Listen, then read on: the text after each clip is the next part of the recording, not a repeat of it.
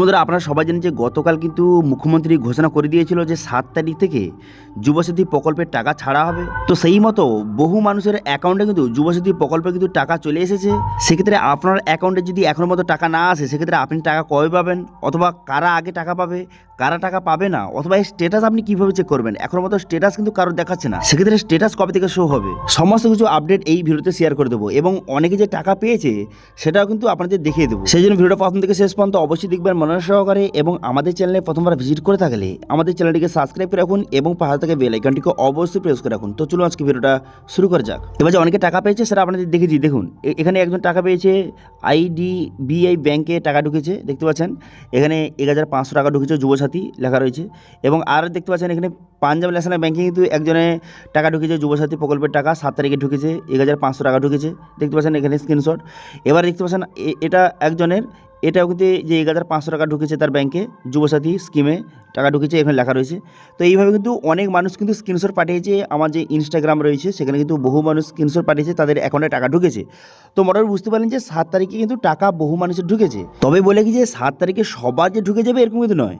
কিছু জনের 7 তারিখে ঢুকেছে, কিছু জনের 8 তারিখ, অর্থাৎ যে আজকে কিন্তু ঢুকবে অনেকের, তারপরে 9 তারিখ ঢুকবে, 10 তারিখ, এইভাবে ধীরে ধীরে কিন্তু স্টেপে স্টেপে সবার কিন্তু ঢুকতে শুরু করবে। এবার মেন কথা হলো কারা আগে টাকা পাবে, কারা একটু পরে টাকা পাবে। দেখুন, আপনারা জানেন যে যুবসাথী প্রকল্পের আপনারা কিছুজন অনলাইনে আবেদন করেছেন, কিছুজন অফলাইনে কিন্তু ফর্ম জমা দিয়েছেন। এবার যারা কিন্তু অফলাইনে ফর্মটা জমা দিয়েছেন তাদের ফর্মটা অনলাইনে কিন্তু এন্ট্রি হচ্ছে ইতিমধ্যে, ঠিক আছে। অনলাইনে তাদের নাম, তাদের ডকুমেন্টস কিন্তু এন্ট্রি করতে হচ্ছে, আপলোড করতে হচ্ছে। কিন্তু যারা আগে থেকে অনলাইনে আবেদন করে রেখেছেন তারা কিন্তু আগে থেকে তাদের যে ফর্মটা অনলাইনে এন্ট্রি হয়ে আছে, তাদের নাম, ডকুমেন্টস সব কিছু অনলাইনে এন্ট্রি হয়েছে, সেক্ষেত্রে তাদের কিন্তু আগে টাকা ঢুকতে পারে। এবং যারা কিন্তু অফলাইনে ফর্মটা জমা দিয়েছে তাদের ফর্মটা আগে অনলাইনে এন্ট্রি ইতিমধ্যে চলছে, বহু মানুষের অনলাইনে এন্ট্রি হয়ে গেছে এবং বহু মানুষের এখনও তো বাকি রয়েছে। সেক্ষেত্রে তাদের অনলাইনে এন্ট্রি হওয়া কমপ্লিট হলে তারপর তো টাকা ছাড়বে।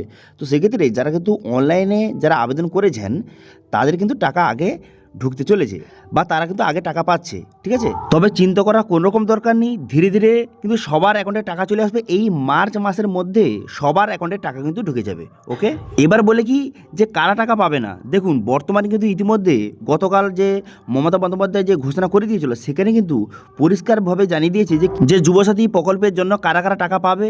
সেখানে কিন্তু একবারও বলেনি যে কৃষক বন্ধু যারা রয়েছে তারা কিন্তু যুবসাথী প্রকল্পের টাকা পাবে। তো সেক্ষেত্রে কৃষক বন্ধুরা কিন্তু যুবসাথী প্রকল্পের টাকা কিন্তু নাও পেতে পারে। তবে যদি পরবর্তী সময় যদি কোনো কৃষক বন্ধু যুবসাথী প্রকল্পের টাকা যদি পায় সেটা আপনাদের জানিয়ে দেবো। কিন্তু এখনও মতো এরা কিন্তু যে অফিসিয়ালভাবে ঘোষণা হয়নি যে যারা কৃষক বন্ধু রয়েছে তারা যুবসাথী প্রকল্পের টাকা পাবে, এরকম কিন্তু ঘোষণা হয়নি। তো সেক্ষেত্রে যারা বেকার রয়েছে, যাদের বয়স কিন্তু 21 থেকে 40 বছর মধ্যে যাদের বয়স, যারা মাধ্যমিক পাস করেছে তারা কিন্তু যুবসাথী প্রকল্পের টাকা ইতিমধ্যে পাচ্ছে। কিন্তু যারা কোনো সরকারি চাকরি করে বা অন্য কোনো প্রকল্পের সুবিধা পায় গভর্নমেন্টের, তারা কিন্তু যুবসাথী প্রকল্পের সুবিধা পাবে না বা টাকা পাবে না, ঠিক আছে।